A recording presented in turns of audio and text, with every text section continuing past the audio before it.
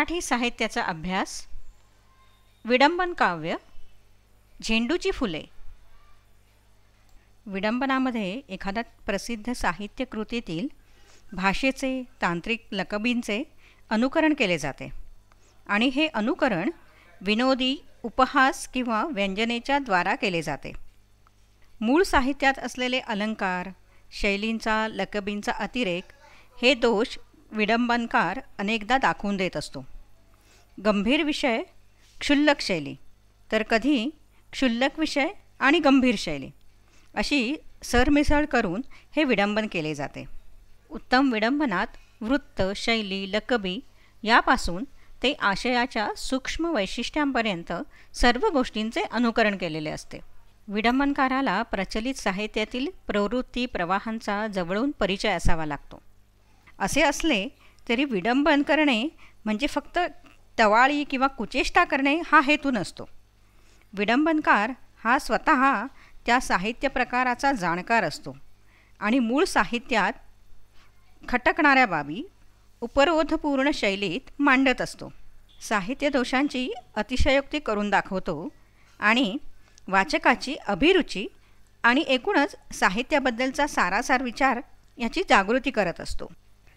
आचार्य अत्रे यांनी सांगितलेली विडंबन काव्याची व्याख्या अशी आहे: कमी अधिक प्रमाणात मूळ कृतीबर हुकूम जी गद्य किंवा पद्यरचना केली जाते तिच्या गंभीर अर्थाचा मात्र नवीन रचना पद्धतीने उपहासात्मक विपर्यास केला जातो, अशा रचनेला विडंबन म्हणावे. आचार्य प्र के अत्रे यांच्या झेंडूची फुले या संग्रहाच्या अगोदर 19व्या शतकात म. स. तेलंग यांनी संगीत हजामत या नावाचे एक लहानसे विडंबनपर नाटुकले प्रसिद्ध केले होते. संगीत सौभद्रमधील पांडू नृपती इत्यादी पदांचे त्यात केलेले विडंबन बरेच लोकप्रिय झाले होते. ना. ग. लिमये यांनी मेघदूत या काव्याचे बल्लवदूत या नावाने एक बरेच दीर्घ विडंबन काव्य 1920च्या आधी प्रकाशित केले होते. परंतु झेंडूच्या फुलांनी आधुनिक मराठी साहित्यात विडंबन काव्याची एक परंपराच निर्माण केली. काही काळ विडंबन काव्य हे मासिक आणि साप्ताहिक यांचे एक ठरलेले सदर होऊन बसले होते. चंग दीक्षित यांचे बांडगुळ आणि लोककवी मनमोहन यांचे शंखध्वनी ही विडंबन गीतांची पुस्तके 1930 नंतरची आहेत. गद्यवाङ्मयात चिवी जोशी यांनी चहाडखोर पोपट या कथेमध्ये बाणभट्टांच्या कादंबरी या संस्कृतातील प्रसिद्ध कथेचे विडंबन केले आहे. माधवराव जोशी यांनी आपल्या नाटकातील पदातून काही लोकप्रिय मराठी नाटकातील पदांचे विडंबन केलेले आहे. पु. ल. देशपांडे यांनी अंगुस्तान विद्यापीठ तसेच शांभवी एक घेणे या नाटिकेत पु. शी. रेगे यांच्या माधवी एक देणे या काव्यात्मक नाटिकेचे बहारदार विडंबन केलेले आहे. प्र. के. अत्रे यांच्या झेंडूची फुले या संग्रहाच्या प्रसिद्धीनंतर मराठीमध्ये विडंबनपर काव्यलेखनास प्राचुर्याने आरंभ झाला. इसवी सन 1920च्या सुमारास गोविंदाग्रज, बालकवी यांच्यासारखे कवी अस्तंगत झाले. त्यानंतर कलाक्षेत्राला सामुदायिक शेतीसारख्या प्रयोग करण्याची सुरुवात झाली. खंडकाव्य नाही ना, मग चला खंडकाव्य लिहा. गझला, विलापिका किंवा सुनीत बरेच दिवसात लिहिलं नाही ना, चला लिहा, असा प्रयोग सुरू झाला. त्याच्याबरोबरच माधव जुलियन यांच्या छायेमध्ये फारसी, उर्दू शब्द आणि गावठी मराठी शब्द यांची बेंगरूळ भेसळ सुरू झाली. एका बाजूला संस्कृत प्रचूर जडजंबाळ शब्दालंकार, दुसरीकडे फारशी फॅशनचे जड जवाहीर करणारी मंडळी, याच्यामुळे काव्य देवतेची कुचंबना होऊ लागली. थोडक्यात आचार्य अत्रे यांच्या शब्दात सांगायचं तर काव्यात क्रांती घडवून आणण्यासाठी परस्पर प्रशंसा संघ स्थापन करून त्यांचे नियम ध्येय ठरवणे, नाविन्याचा आणि वैशिष्ट्याचा पोकळ अभिनिवेश, एका विषयावर अनेकानी काव्य करणे, क्षुल्लक गोष्टींसाठी परस्परांची स्तुती करणे, केशवसूत, गोविंदाग्रज यांना नावे ठेवणे, कोणी छंदांच्या आणि शब्दांच्या टाकसाळी घालाव्या, कुणी काव्यप्रकाराच्या पखाली व्हाव्या आणि निरनिराळे सोंगे घेऊन ही कविमंडळी काव्याच्या क्षेत्रात धुडगूस घालू लागली. म्हणून मला विडंबनाचे हत्यार उचलावे लागले. झेंडूची फुले हे पुस्तक जेव्हा प्रथम प्रकाशित झालं तेव्हा त्यात मुखपृष्ठापासून विडंबनाला सुरुवात केलेली होती आणि आवृत्तीगणिक कवितांच्या संख्येमध्ये वाढ झाली. नंतर त्यात राजकीय विडंबनपर कविताही वाढवण्यात आल्या. मुखपृष्ठ, वेगवेगळ्या कवितांना वेगवेगळी विडंबित कवींची नावे, झेंडू पुस्तक फार्मसीची जाहिरात, विडंबनाची सर्वंकषता, अनेक स्तरावरील विसंगती त्यात चित्रित झालेली आहे. प्रास्ताविकाचे एकच वाक्य पण छपाईत निमुळतेपणा दिल्यामुळे आलेले वेगळेपण, पुस्तकातील कवितांची शीर्षके, तळटीपा, शेवटची प्रश्नपत्रिका जिच्यामध्ये वाङ्मयीन दृष्टी न ठेवता ठोकळेबाज प्रश्न करणारी परीक्षा पद्धती याचा उपहास केलेला आहे. अशा सर्व गोष्टी लगामी लावून विडंबनाची जणू प्रतिसृष्टी उभी केलेली होती. काही विडंबन कवितांची आपण आता इथे ओळख करून घेऊ. श्यामलेस ही कविता म्हणजे माधव जुलियन यांच्या फारसी मिश्रित काव्याचे पुरेपूर विडंबन आहे. माधव जुलियन यांच्या त्यावेळच्या कवितेतले खास शब्दप्रयोग त्यांनी या कवितेत लगामी लावले आहेत. त्यांच्या माधुरी, मधुशर्वरी, भरजरी यांच्याशी यमक जुळवलेले बालचिचुंद्री, गुलदरी, सिल्व्हरी, परकरी असे शब्द वापरलेले आहेत.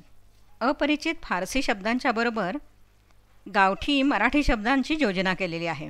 जसं लंबवर्तुळ, बंदा, ताशीव, गाडगे, माडगे, वाडगे, गुलचमन, कटलेट, मुर्गी, खिमा यासारखे शब्द वापरलेले आहेत.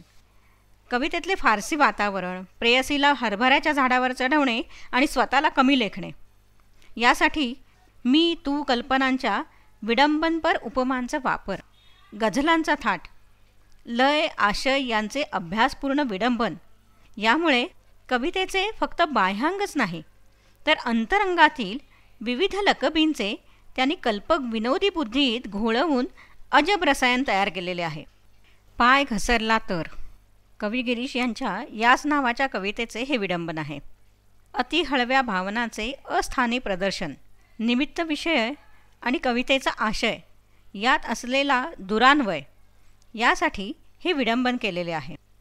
नवरस मंजिरी कवी अनंत तनय यांच्या नवरस मंजिरी म्हणजे हृदय तरंग या काव्यावरून सुचलेली ही कल्पना आहे.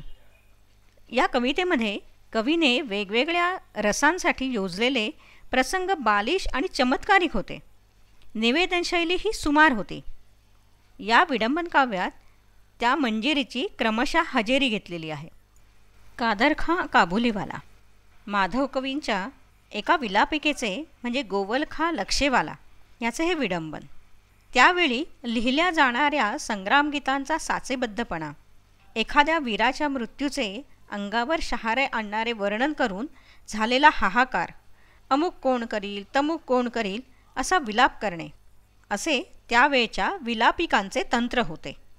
राजहंस माझा निजला या कवितेचे पडसाद बहुतांशी विलापिकांमध्ये दिसत असत. या विडंबन कवितेमध्ये विलापिकांच्या धर्तीवर कवितेच्या नायकाच्या मृत्यूने झालेल्या बहुमोल नुकसानीचे वर्णन करताना ते म्हणतात, ते हे रतचे अक्रोड, ते बदाम पिस्तेर गोड, रडू रडूनी झाले रोड, अलुबुखार अंबुनी गेला. पुढील वर्णनात यापुढे कलिंगडे कोरून कोण खाईल, सुरमा घालून नयनांचा नूर कोण वाढवेल अशा प्रश्नातून त्यांचे सूक्ष्म निरीक्षण दिसून येत. आम्ही कोण केशवसूतांच्या सुप्रसिद्ध आम्ही कोण या कवितेचे हे विडंबन आहे. परंतु यामध्ये केशवसूत किंवा त्यांची कविता हे विडंबन विषय नाहीत, तर लटपट्या कवींची आत्मप्रौढी, प्रसिद्धी लोलुपता, काव्य गायनाचे अनावर वेड, वाङ्मय चौर्य, कळप करून एकमेकांचा उदो उदो करणे यावर रोख आहे. केशवसूतांच्या कवितेतील उदात्त आशय आणि विडंबनातील क्षुद्र आशय यामुळे हे विरोधाचे अंतर गडद होते. मूळ कवितेतील सुनीताची धाटणी, शार्दूल विक्रीडित वृत्त, आम्हाला वगळा या कलाटणीतील शब्द यांचे सही अनुकरण या विडंबन कवितेत केले आहे. कषाय पेय पात्र पतित मक्षिके प्रत, म्हणजेच चहाच्या कपात पडून मेलेल्या माशीला उद्देशून लिहिलेली ही विलापिका आहे. हे त्रिस्तरीय काव्य आहे. पहिलं म्हणजे वि वा भिडे यांच्या संस्कृत प्रचूर क्लिष्ट कवितांचं विडंबन, दुसरं कंठाळी विलापिकांचं विडंबन आणि तिसरं स्वतंत्र विनोदी कविता. कवी रघुनाथ पंडितांच्या हंसबंधन या काव्याशी साधर्म्य असलेल्या ओळी विलापिकांमध्ये अनेकदा येत असत. त्यातील कठीण समय येता याच्या धर्तीवर संकटी जगी कुणा न कुणी असे, किंवा कल कल कल हंसे याच्या धर्तीवर फड फड फड पंखा हालवी ती तराया अशी रचना, त्याचबरोबर अरे रे, अहह, अगई यासारखे उद्गारवाचक शब्द, त्यासोबतच हाय, अफसोस यांची वर्णी, माशी शिंकणे, माशा मारणे या वाक्प्रचारांचा खोचक उल्लेख. जुन्या पठडीतील कवी क्षुल्लक गोष्टीतून उपदेश करत त्यावर नर जसा बुडतो भवडोही किंवा अशा व्यसनात विलायती फळदारून शेवटी अशी बोधवचने लिहून त्यांच्या लकबीची थट्टा केलेली आहे. शेवटी अनुष्टुप छंदामध्ये विलापिकेची सांगता केलेली आहे. अनेक राजकीय विडंबनगीते त्यांनी लिहिलेली आहेत. ही राजकीय विडंबनगीते मुख्यतः संतप्त भूमिकेतून अभिव्यक्त झालेली आहेत. काँग्रेसचे नेते, महाराष्ट्राचे झालेले हाल, दिल्लीपुढे तोंडपुजेपणा करणारे मंत्री, संयुक्त महाराष्ट्र चळवळ या सर्वातून जनतेच्या भावनांना वाट देण्याचे काम या विडंबन कवितांनी केले. प्रथम प्रतिपक्षाची यशहानी करून त्यांची प्रतिमा जनमानसातून सफाचट करणे हा मुख्य उद्देश होता. ही विडंबन गीतं करताना त्या व्यक्तींची रूपविडंबनं त्यांनी रेखलेली आहेत. उदाहरणार्थ मळकापंचा, दाढीचे खुंट किंवा विजार लांडी हाती कंकण शिरी निळा फेटा या विडंबन गीतांमध्ये ओव्या, अभंग, आरत्या, पाळणे, भूपाळी, भक्तिपर गीते, लावण्या अशा विविध लोकसंगीतांच्या चालीवर त्यांनी ही विडंबन गीते केलेली आहेत.